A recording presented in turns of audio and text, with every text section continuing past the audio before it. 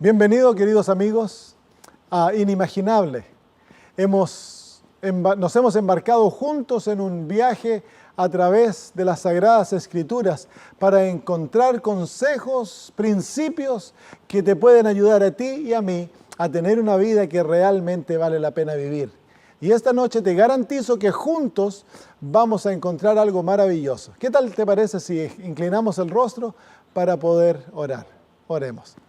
Querido Señor, en esta noche nuevamente nos acercamos a tu presencia, felices de poder tomarnos de tu mano como hijos, sabiendo, Señor, que tú nos amas entrañablemente y que tenemos la maravillosa experiencia de caminar contigo.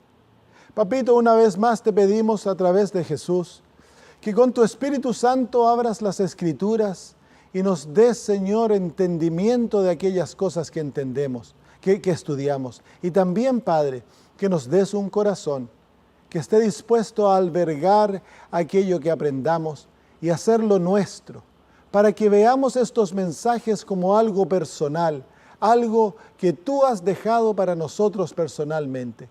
Gracias por hacerlo, Señor. Gracias por bendecirnos. Y ahora que abrimos tu palabra, que sea tu Espíritu el que nos guíe, por Jesús. Amén. Durante la batalla entre Francia e Inglaterra durante el reinado de Napoleón Bonaparte, ocurrió una experiencia que ilustra de lo que vamos a hablar hoy. En aquellos tiempos en Francia, para conscriptar a los que iban a ir a la guerra, se hacía a través del sistema de lotería o de azar. Se echaban todos los nombres de aquellos hombres que estaban de edad de servir en el ejército, se los ponía en un sombrero y las autoridades sacaban nombres hasta que se cumplía el número necesario. Cuando hacían aquello, luego iban a buscar a aquellos cuyos nombres habían sido escogidos. Y ocurrió que en el caso de un hombre llegaron las autoridades a su hogar y cuando le informaron que él había sido elegido para ir a la guerra, él les hizo saber que él no podía servir, pues él había muerto en acción. Las autoridades quedaron sorprendidas, no supieron qué decir. Y él les dijo, vayan ustedes a ver a los anales, a los registros, y se van a dar cuenta que es así. Bueno, ciertamente ellos fueron y encontraron registrado en sus propios escritos que este hombre había desaparecido, había muerto en acción. Bueno, volvieron a la casa ahora del hombre ansiosos por encontrar una respuesta. Y el hombre les explicó que cuando su nombre había sido elegido para ir a la guerra la primera vez, su vecino vino y le dijo, mira, tú tienes una esposa, tienes hijos, yo no tengo a nadie. Si tú te vas a la guerra y mueres, la pérdida va a ser muy grande. Si yo voy a la guerra y muero, no va a ser tan grande porque yo no dejo a nadie detrás mío. Dame tus papeles y yo me voy a presentar como que yo fuera tú. Entonces hicieron el convenio, el vecino se fue, se presentó él y él murió en la batalla, en una de las batallas. Las autoridades no sabían qué hacer, así que llevaron el caso a la corte. Por un tiempo se discutió en la corte no supo qué hacer y así se fue de corte en corte hasta que llegó a la Corte Suprema. Y la Corte Suprema pidió que Napoleón Bonaparte interviniera y dijera qué se debería hacer en el caso. Cuando Napoleón Bonaparte estudió el caso, él declaró de que el Estado no tenía demanda alguna sobre este hombre, pues este hombre legalmente había muerto en la persona de su amigo, pues el amigo era el sustituto. Extraño nos puede parecer esta historia y este principio de la sustitución, pero es un principio real. Cuando alguien toma el lugar de otro y sufre o paga o lleva sobre sí lo que el otro merecía como algo que él debe llevar. Este principio de la sustitución fue introducido cuando Adán y Eva pecaron, pero fue creado mucho, mucho antes. Antes que se originara el pecado, cuando Dios creó un plan para rescatar a la raza humana y al universo del pecado, el principio de la sustitución fue creado por Dios. Así que este principio es tan viejo como el universo, y más viejo aún. Pero es el principio en el cual la salvación de la raza humana ha sido establecido. Como decíamos, Adán y Eva, cuando ellos pecaron y llegaron a merecer la muerte, Dios los introdujo a este principio maravilloso llamado la sustitución. En el libro de Génesis capítulo 3 y versículo 15, cuando el Señor viene a buscar a Adán y Eva, Adán y Eva estaban escondidos en los matorrales de ahí del jardín del Edén, asustados porque Dios les había dicho que la paga de la desobediencia iba a ser la muerte, a pesar de que no entendían lo que era la muerte. Estaban avergonzados, tenían miedo en el corazón, pero escucharon la voz de Dios y luego salieron, y cuando salieron se dieron cuenta de que no tenían nada que tener miedo, porque el Dios, su papito, el Dios que los había creado, no estaba enojado con ellos ni tenía el deseo de destruirlos, sino que Él tenía un plan para salvarlos. Y aquel plan maravilloso se encuentra en el libro de Génesis, capítulo 3, versículo 15. Y dice así: pondré enemistad entre ti y la mujer, y entre tu simiente y la simiente suya. Esta te herirá en la cabeza y tú le herirás en el calcañar. En vez de Dios venir con acusaciones, en vez de Él venir con el deseo de destruir, Dios trajo buenas nuevas a Adán y Eva. Y aquí estas noticias son presentadas a la pareja en manera de una profecía y una promesa. Porque es profecía y algunos símbolos. Se nos dice de que va a haber enemistad entre la serpiente y la mujer. La serpiente, por supuesto, representa a Satanás. Y la mujer en las Sagradas Escrituras, especialmente la profecía, es un símbolo del pueblo de Dios, de la iglesia de Dios. Entonces lo que Dios está diciendo aquí, le está diciendo a Satanás que a pesar de que la raza humana ha caído en las garras del pecado, va a haber un pueblo, va a haber gente, va a haber seres humanos que van a escoger a Dios y van a llegar a ser parte de un pueblo que van a recibir salvación, perdón, y van a llegar a ser la gran mujer a través de los siglos, que es simbolizada en la Biblia como la esposa de Jesús. Así que va a haber enemistad entre Satanás y el pueblo de Dios, aquellos que son salvos. Y luego dice, y entre tu simiente. La simiente de Satanás son aquellos seres humanos que rechazan la oferta de salvación y que escogen, o que por rechazar a Dios se mantienen del lado del enemigo. Y luego dice, y la simiente suya. Hay una simiente de la mujer o un descendiente de la mujer. En otras palabras, Dios va a tener un pueblo a través de las edades que lo va a reconocer a Él como Dios y a Cristo como Salvador. Y ellos van, a través de ellos, Dios va a traer a un ser. Y de acuerdo al versículo, este ser, no se nota bien en el español, pero en el original dice que va a ser un hombre. Él te herirá en la cabeza. Va a venir un héroe. Va a venir alguien que va a libertar a la raza humana. Va a venir alguien que va a rescatar al ser humano del pecado. Y el resultado de ello es que Él va a herir a Satanás en la cabeza. Y en el proceso, Satanás lo va a herir a Él también. Así que al mismo principio del pecado en este mundo, Dios ya le cuenta a Adán y Eva cuál va a ser los resultados, qué va a ocurrir, y les da un plan a través del rescate y les muestra que hay un héroe, un salvador que ha sido otorgado para la salvación de la raza humana. Sí, uno iba a venir que iba a destruir a Satanás, Pero en Génesis capítulo 3 y versículo 21 se nos da una vislumbre del medio a través del cual este Salvador, este héroe, iba a rescatar a la raza humana. Dice así Génesis 3:21, y Jehová Dios hizo al hombre y a su mujer túnicas de pieles y los vistió. ¿Qué se requiere para hacer una túnica de piel? Una túnica es algo hecho de un animal, es una vestimenta y es de piel, es hecha del cuero de un animal. Para poder hacer una túnica del cuero de un animal, agarras un animal, le sacas la piel y lo dejas vivo. Se debe sacrificar al animal primero.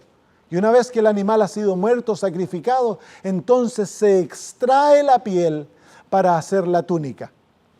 En este versículo se enseña el Evangelio. Es la primera vislumbre del Evangelio que obtenemos en las Sagradas Escrituras. En otras palabras, Adán y Eva merecían la muerte. Ellos habían comido del fruto y Dios les había prometido que del día que de él comiere ciertamente morirán. Pero nosotros leemos las Escrituras y nos damos cuenta que Adán y Eva no murieron aquel día. Murieron 1000 años más tarde, pero ellos no murieron la paga del pecado, murieron una consecuencia del pecado. En las Sagradas Escrituras hay dos muertes. Está la muerte que es la paga del pecado, es muerte eterna, de la cual no hay resurrección. Y está la muerte que es una consecuencia del pecado. La Biblia llama a esa muerte un sueño. De esa muerte todos resucitarán. La paga del pecado es muerte eterna. He aquí entonces vemos de que Adán y Eva no recibieron la paga del pecado, no murieron eternamente. Y nos preguntamos por qué. Y la respuesta es sencilla. Dios tenía un plan para rescatarlos. Y en este plan para rescatarlos, alguien se ofreció por Adán y Eva. Alguien tomó el lugar de Adán y Eva y está simbolizado por estos dos animales que murieron en el lugar de Adán y Eva. Adán y Eva merecían morir, pero ellos no mueren. Adán y Eva estaban desnudos, pero con la muerte de este sacrificio, ellos terminan vestidos. Y en vez de ellos morir, los animalitos toman el lugar de Adán y Eva y son tratados por Dios como que ellos son culpables y mueren y quedan totalmente desnudos como merecían Adán y Eva. He aquí la gran verdad de la sustitución. Dios había proveído un sustituto, uno que iba a tomar el lugar del culpable y se iba a hacer el culpable. Y él, al morir por el culpable, iba a recibir lo que ellos merecían para darle lo que él merecía. Debe haber sido una experiencia terrible para Adán y Eva, ver morir a uno de sus mascotas, ver morir deben haber sido corderos o becerros que fueron sacrificados por ellos. Debe haber sido terrible la experiencia, nunca se les debe haber ido de la mente el ver morir a estos animalitos. Ellos sabían que eran ellos los que merecían morir. Pero cuando Adán y Eva entendieron la verdad que se les enseñaba a través de esos sacrificios, que uno iba a tomar su lugar un día, que su Creador, Jesús, el Dios del cielo, era el que iba a morir por ellos, entonces partió su corazón. Querido amigo, la verdad de la sustitución nos enseña que Dios, para salvarnos, iba a tener que tomar nuestro lugar, pagar por nuestra culpa, sufrir nuestro castigo, para que tú y yo pudiéramos recibir su santidad, ser perdonados y ser vestidos por su gloria. Es interesante ver que incluso en el símbolo de aquel día, Adán y Eva se vistieron en las túnicas de pieles. Y si tú fueras a mirar a Adán y Eva de lejos trabajando en el campo, te darías cuenta de que ellos se ven como los animales que tomaron su lugar. Incluso después de esto, Dios le da a Adán y Eva la misma comida que le había dado a los animalitos. En otras palabras, los animales toman el lugar de Adán y Eva y mueren por ellos, En el mismo lugar, Adán y Eva toman el lugar de los animales y viven por ellos. He aquí la base de todo el plan de la salvación que Dios creó, la verdad de la sustitución. Esta verdad es presentada a través de todas las Escrituras, en símbolos, en profecías, en enseñanzas. Déjame leerte algunos de los textos donde se encuentra esta verdad maravillosa. En el libro de 1 Pedro, capítulo 2, versículos 21 en adelante, el apóstol dice: pues para esto fuisteis llamados, porque también Cristo padeció por nosotros, dejándonos ejemplo, para que sigáis sus pisadas. Y ahora dice: el cual no hizo pecado ni se halló engaño en su boca. Quien cuando le maldecían no respondía con maldición. Cuando padecía no amenazaba, sino encomendaba la causa al que juzga justamente. Quien llevó él mismo nuestros pecados en su cuerpo sobre el madero, para que nosotros, estando muertos al pecado, vivamos a la justicia, y por cuya herida fuisteis sanados. ¿Te das cuenta cómo el texto habla de que Jesús era santo, no pecó, no hizo nada malo, y sin embargo Él llevó sobre su cuerpo nuestros pecados? Y Él fue herido para que nosotros fuésemos sanados. En otras palabras, Jesús toma lo que nos corresponde a nosotros y nosotros recibimos lo que les corresponde a Jesús. El principio de la sustitución. En Isaías 53, versículos 3 y 4 está escrito: despreciado y desechado entre los hombres, varón de dolores, experimentado en quebranto, y cómo escondimos de él el rostro. Fue menospreciado y no le estimamos. Ciertamente llevó él nuestras enfermedades y sufrió nuestros dolores, y nosotros le tuvimos por azotado, por herido de Dios y abatido. Mas el herido fue por nuestras rebeliones, molido por nuestros pecados. El castigo de nuestra paz fue sobre él, y por su llaga fuimos nosotros curados. Todos nosotros nos descarriamos como ovejas, cada cual se apartó por su camino, mas Jehová cargó en él el pecado de todos nosotros. Jesús toma nuestro lugar y paga por nuestros pecados, para que nosotros tomemos su lugar y recibamos lo que Él merece. Esta es una de las verdades centrales de la salvación. Sin el principio de la sustitución no hay salvación. Sin de que Jehová Dios tome nuestro lugar, no se puede pagar el pecado, y el pecador no puede ser libre de su culpa. El pecado es tan grave de que debe ser pagado, debe ser castigado. Sangre tiene que ser derramada. Debe haber una muerte. Si no es Cristo, entonces debes ser tú. Qué maravilloso el plan que Dios creó al darnos un sustituto. Jesús es el sustituto. Pero para que Cristo pudiera llegar a ser nuestro sustituto, Él iba a tener que tomar algunos pasos, iba a tener que seguir un camino que lo iba a llevar al punto en el cual Él iba a tomar nuestro lugar.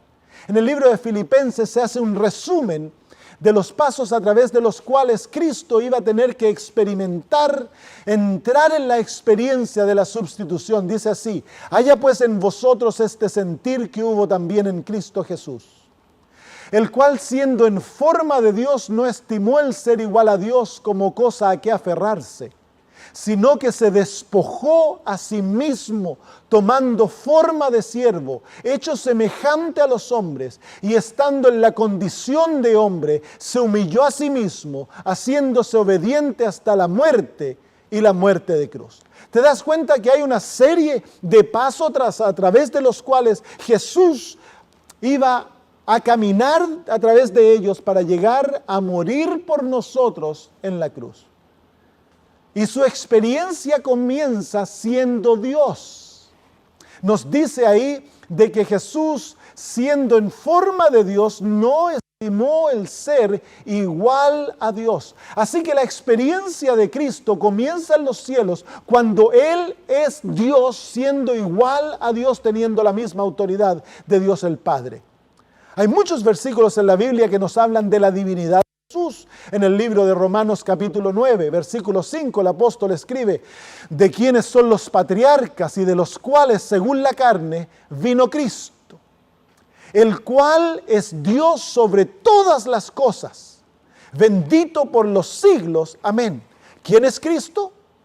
De acuerdo a las Sagradas Escrituras, Cristo es Dios bendito por los siglos. En otras palabras, Jesús, antes que Él fuera ser humano, Él había sido Dios por los siglos de los siglos. Él fue el creador, dice la Biblia. Todo fue creado por Él y a través de Él. Y sin Él nada existe de todo lo que existe.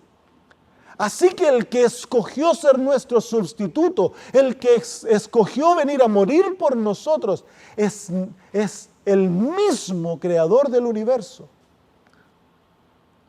Qué maravilloso Dios que tenemos. En el libro de Isaías capítulo 9 y versículo 6, en una profecía escrita 700 años antes del nacimiento de Jesús, se dice: porque un niño nos es nacido, hijo nos es dado, y el principado sobre su hombro, refiriéndose a Jesús.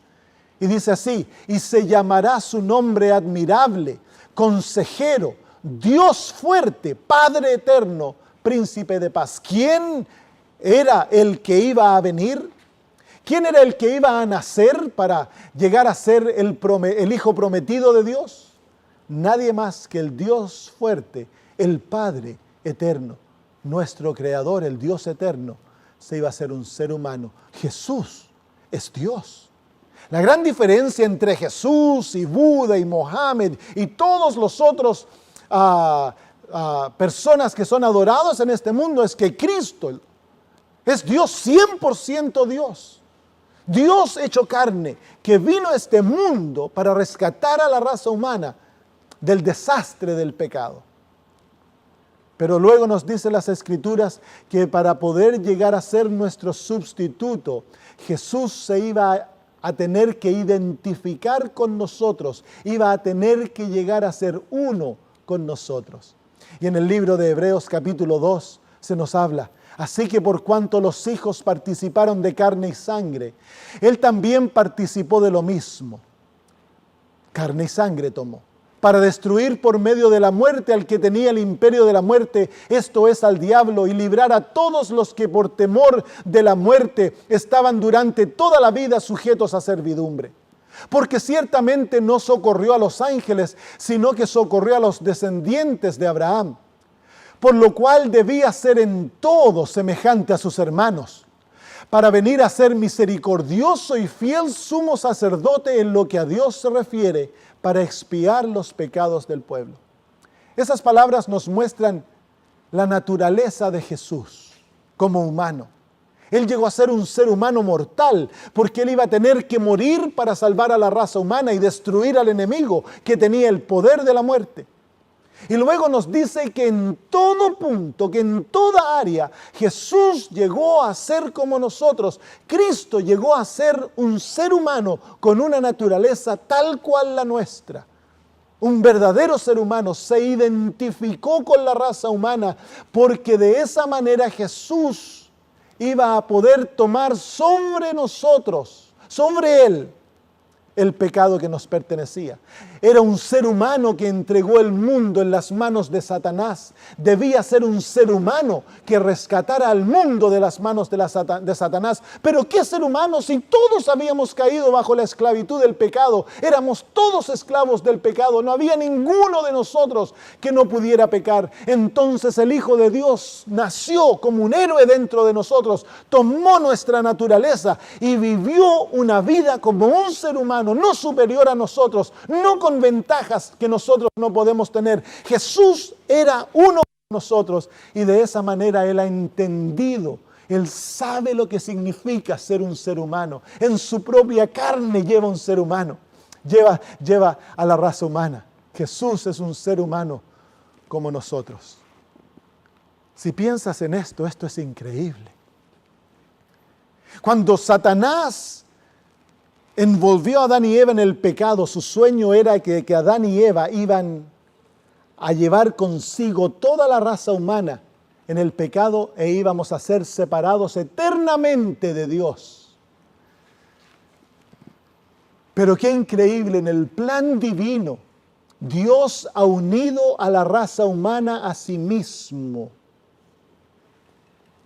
con lazos que no pueden ser quebrantados, tanto, querido amigo, de que ahora el Dios del universo es nuestro hermano, dice la Biblia. Jesús, que es Dios, es también un ser humano.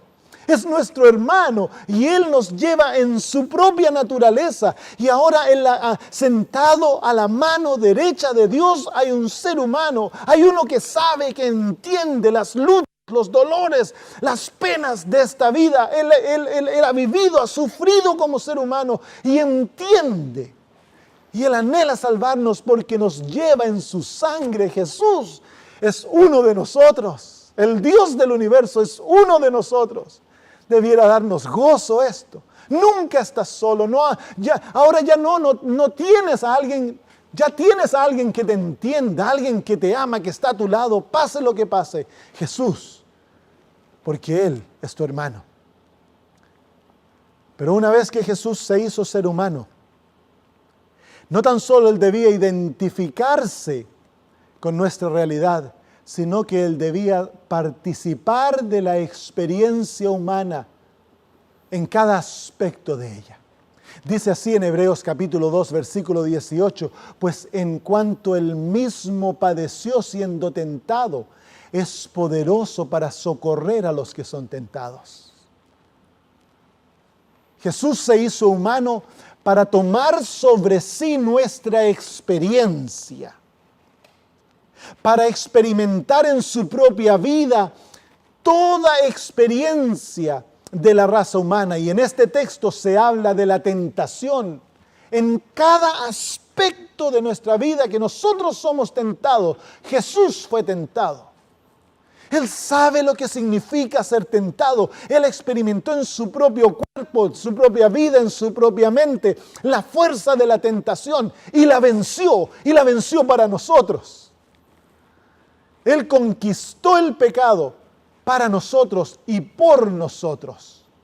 En Hebreos capítulo 5, versículos 8 al 9 dice, aunque era hijo, por lo que padeció aprendió la obediencia, y consumado vino a ser causa de eterna salvación a todos los que le obedecen. ¡Qué maravilloso!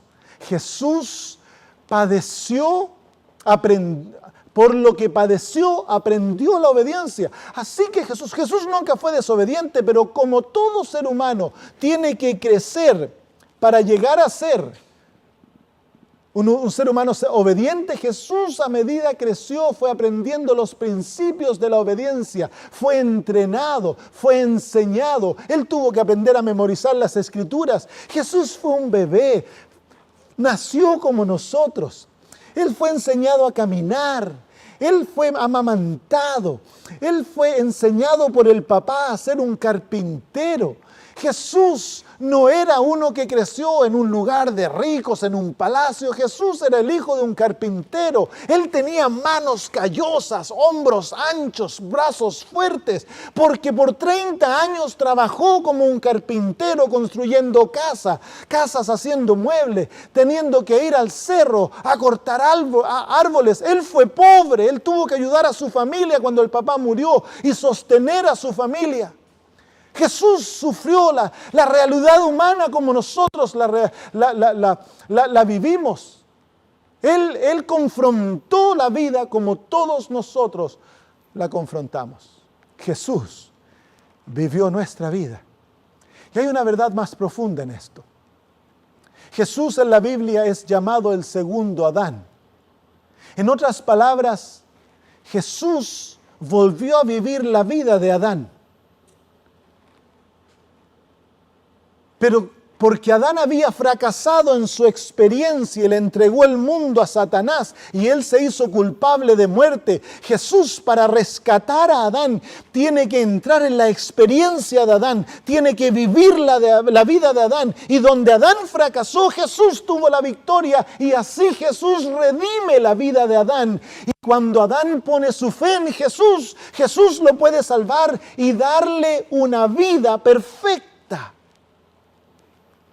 Pero Jesús no es tan solo el segundo Adán. Jesús es el segundo Abraham, el segundo Moisés, el segundo David, el segundo Salomón. Cada héroe de las Escrituras confronta en Cristo un segundo. Porque así donde David fracasó, donde Josué fracasó, donde Moisés fracasó, donde Abraham fracasó y se perdieron y fueron condenados a muerte, Jesús redime su vida. Él vive una vida perfecta, tomando su lugar, viviendo su vida. Y así le ofrece a Dios la vida de Moisés, Abraham, Noé, Josué, David. Una vida perfecta le ofrece a Dios, como que Él fuese David, como que Él fuese Abraham. Y Él en vuelta toma lo que Abraham, David, Josué hicieron, el pecado de ellos, lo toma sobre sí como perteneciéndole a Él. Jesús tomó nuestra vida, pero no tan solo la vida de los antepasados de Jesús, sino que Jesús llegó a ser mi segundo, llegó a ser mí. Y al tomar mi lugar, Cristo vive mi vida y redime mi vida totalmente. Así que yo ahora en Cristo encuentro una vida perfecta. Es maravilloso cuando vemos ahora en Gálatas 3, que haber recorrido el camino que lo prepara para ser sustituto, entonces Jesús cumple la labor del sustituto. Dice en Gálatas 3:13, Cristo nos redimió de la maldición de la ley, quien por nosotros fue hecho maldición, porque está escrito: maldito todo el que es colgado en un madero. Para redimirnos, para salvarnos, Jesús tuvo que tomar nuestra maldición y llegar a ser maldición, porque fue el maldito al colgar de la cruz. Y en 2 Corintios 5:21, mi texto predilecto de las Escrituras: al que no conoció pecado, este es Jesús, por nosotros Dios el Padre lo hizo pecado, para que nosotros fuésemos hechos justicia de Dios en Él. Que dice las Escrituras que para que nosotros podamos llegar a tener salvación, Dios toma a Jesús y lo hace pecado. Lo que Jesús hizo por nosotros, lo ilustro en este diagrama. Dice: mi vida de pecado merece muerte eterna. La vida de Jesús, su vida perfecta, merece vida eterna. Pero a través de la experiencia de la sustitución, Cristo Jesús recibió mi vida. Y Dios se la imputó a Él como que fuera su vida, porque Jesús escogió libremente. Escogió llegar a ser mi sustituto, morir por mí. Y para ser mi sustituto, Él tiene que recibir mi pecado, mi vida de desobediencia, de mugre, de porquería. Le fue entregada a Cristo. Y Cristo recibió aquella vida como que Él la hubiese vivido. Así que en el Calvario, Jesús fue tratado como que Él mereció lo que había hecho. Literalmente, en el Calvario Cristo murió como culpable. No como que si Él fuera culpable, sino como que Él fue culpable. Porque a través de la experiencia de la sustitución, Dios imputó mi culpabilidad a Cristo. Y Jesús llegó a ser pecado. Todo lo más horrendo fue imputado en Cristo. Jesús llegó a ser Hitler, Jesús llegó a ser el homosexual, la prostituta, el criminal, el asesino, el mentiroso, el codicioso. Jesús llegó a ser el engañador. Jesús en la cruz recibió todo lo que es nuestro. Y Dios el Padre lo castigó a Él. Y lo trató que Él lo había hecho. Qué increíble. Yo no creo que nunca vamos a entender la profundidad de lo que Jesús padeció, la oscuridad. Es por eso de que Él fue separado del Padre.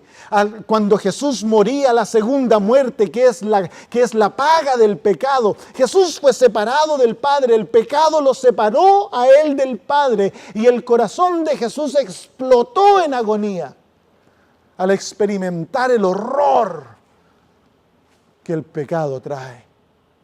Jesús llegó a ser el culpable. ¿Por qué? Porque Él fue nuestro sustituto.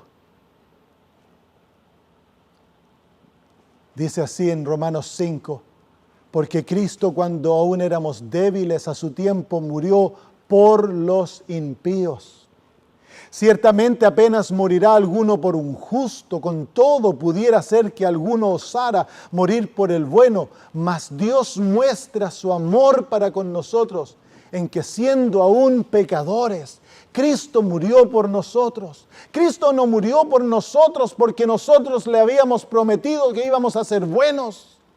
Cristo murió por nosotros cuando nosotros no estábamos interesados, cuando estábamos lejos. Cristo murió por el pecador cuando el pecador estaba enviciado en la maldad, pero murió porque nos amaba y en esa condición nos tomó sobre sí y Él llegó a ser el peor de los pecadores, culpable en la cruz por algo que no había hecho, pero que le fue imputado y el Padre lo trató de que Él lo había hecho. 2 Corintios 5:21 se nos muestra la otra cara de la moneda. Dice, al que no conoció pecado, por nosotros lo hizo pecado. Y ahora viene la otra cara de la moneda, para que nosotros fuésemos hechos justicia de Dios en Él. Así como Jesús recibió nuestra vida y murió la muerte que nosotros merecíamos y sufrió la pena de lo que nosotros habíamos hecho y el Padre lo trató como que Él hubiera vivido nuestra vida, fue castigado como pecador. Ahora, a aquellos que acepten a Cristo Jesús, ellos reciben lo que Jesús merece. Porque vosotros sabéis la gracia de nuestro Señor, que Él siendo rico se hizo pobre para que vosotros, siendo pobres, lleguéis a ser ricos, dice la Biblia. Y así es la verdad. Ahora, a todos aquellos que reciban a Cristo como su Salvador personal, Dios el Padre obra en lo reverso. Les da lo que ellos no han hecho y los trata como que ellos lo han hecho. En otras palabras, Dios toma la vida de Jesús, santa, pura, perfecta, leal, llena de fe, de amor, y se la da al pecador. Y Dios trata al pecador como que el pecador hubiera vivido aquella vida. ¿Por qué? Porque ya tenemos un sustituto. Dios nos ve como que tenemos una vida perfecta. ¡Qué maravilloso! Nosotros llegamos a ser los sustitutos de Jesús. Juan 3:16 dice, porque de tal manera amó Dios al mundo, que ha dado su Hijo unigénito, para que todo aquel que en Él cree no se pierda, mas tenga vida eterna. Es tan sencillo, querido amigo.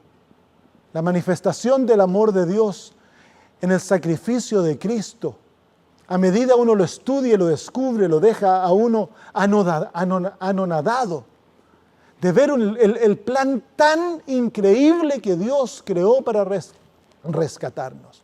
Que Él mismo tomara sobre nosotros nuestra culpa, nuestra maldad, nuestra suciedad y dijera, yo lo hice, Padre, yo lo hice para que lo salvamos.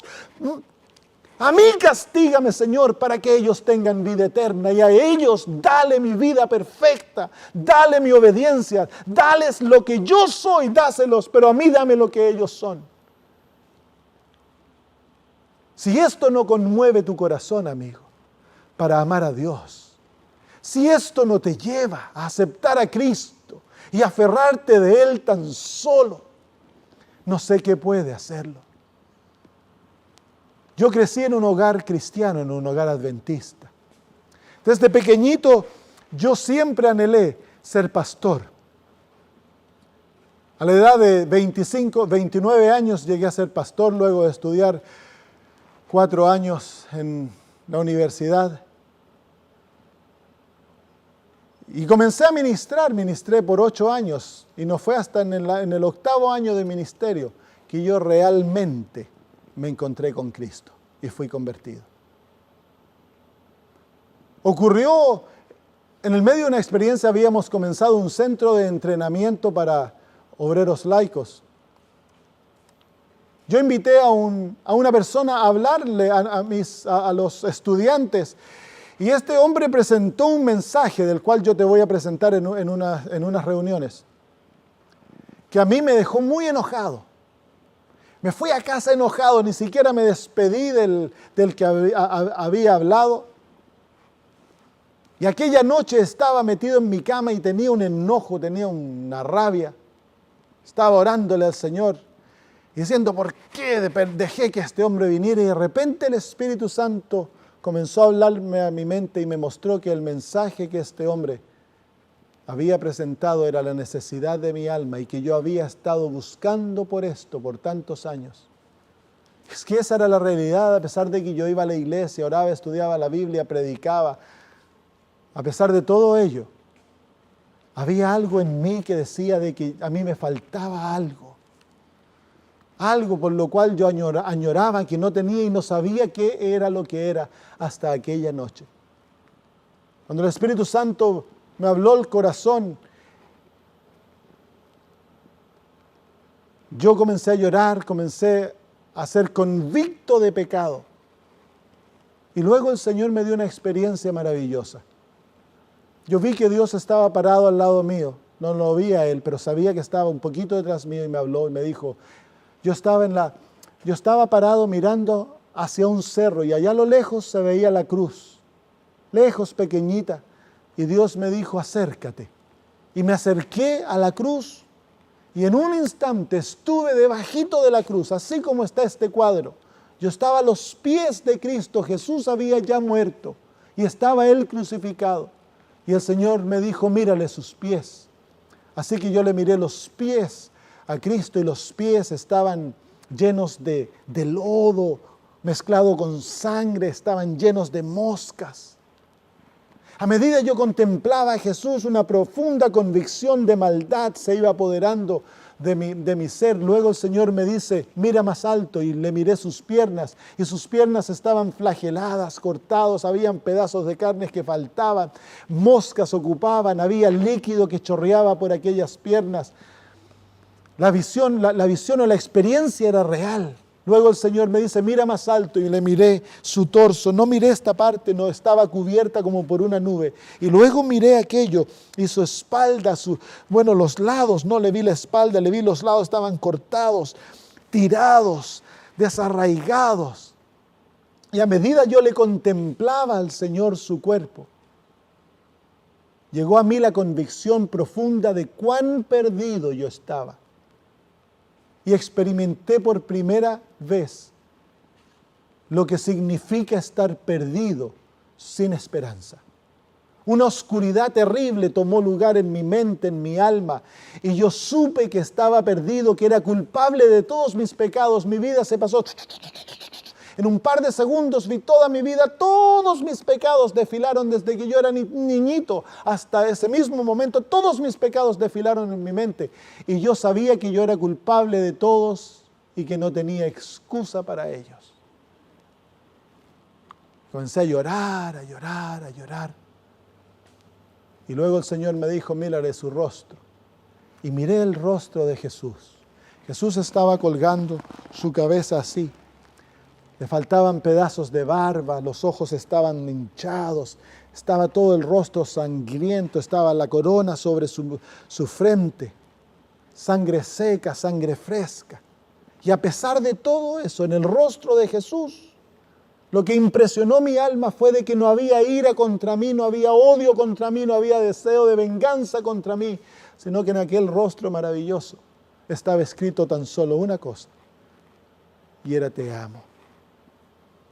En ese momento experimenté en mi alma el perdón de Dios y acepté a Cristo. Yo lo había aceptado a Jesús verbalmente muchas veces, pero acepté a Cristo y me aferré a Cristo con toda mi alma, porque por primera vez mi alma entendió de que Cristo era mi Salvador y de que su muerte era para pagar por mis pecados y que a través de Él yo tengo vida eterna. Querido amigo, yo no sé si tú has aceptado a Cristo como tu Salvador. Yo no sé en qué situación te encuentras, pero donde estés, Cristo murió por ti. No importa cuán oscura, cuán profundos sean tus pecados, cuán negro seas, cuán lejos te hayas ido de Dios, cuán horrendos sean las cosas que hayas hecho o estés haciendo. En Cristo tienes un Salvador. Su vida redimió tu vida y Él te ofrece una vida perfecta. Si tú vienes a Él reconociendo tu necesidad, si tú vienes a Cristo reconociendo que eres pecador, que estás perdido y que no puedes ofrecerle nada, si lo reconoces y estrechas tus brazos para aceptar a ese Jesús que ha muerto por ti como tu sustituto, el Señor promete perdonarte todos tus pecados y darte una vida nueva. Pero tú tienes que escogerlo, nadie te puede forzar, eres libre para decir sí y libre para decir no. Yo dije sí y mi vida fue transformada. No cambiaría a Cristo por nada. La paz, el gozo que ahora tengo en mi vida, estoy dispuesto a cambiarlo todo por ello. Pero esta experiencia tú tienes que tenerla, yo no te la puedo dar. ¿Te gustaría aceptar a Cristo como tu Salvador? Si es tu deseo aceptarlo, si es tu deseo que Cristo te ofrezca todo lo que Él ha hecho por ti gratuitamente y te dé tu vida, su vida por ti, para que tú llegues a ser perfecto, entonces lo puedes hacer en este mismo momento, mientras yo oro por ti. ¿Por qué no le dices a Jesús con tu corazón que lo aceptas como Salvador? Oremos juntos. Querido Señor, qué maravilloso es lo que tú has hecho por nosotros. Qué increíble es lo que Cristo ha hecho para salvarnos. Papito, no hay palabras para explicar lo que nuestra alma siente en gratitud por lo que tú, Señor, has hecho para salvarnos. Señor Jesús, te agradecemos por tomar nuestro lugar, por pagar por nuestros pecados, por sufrir nuestra culpa, por llevar la ira del Padre, por hacerte pecado en la cruz por nosotros y sufrir como un malhechor. Y ahora en vuelta no nos das lo que merecemos, sino que nos das tu propia vida. Y el Padre nos trata como que nunca hubiésemos pecado, si te aceptamos a ti como Salvador. Hoy oro por mis amigos que en este momento escuchan este mensaje. Yo pido en el nombre de Jesús, Señor, que tu Espíritu Santo los lleve a aceptar a Cristo, y todos aquellos que acepten a Cristo como su Salvador, pido que tu Espíritu Santo les dé testimonio en el corazón, que son perdonados, que son aceptos y que son llenos de la justicia de Jesús. Gracias por la salvación que les otorgas y gracias por el amor que tan ampliamente has derramado sobre nosotros. En el nombre de Jesús. Amén.